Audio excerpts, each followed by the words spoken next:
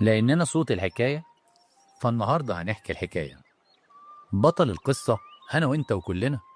كلنا بنسمع الوجبات السريعة خطر، السكر خطر، الزيوت المهدرجة خطر.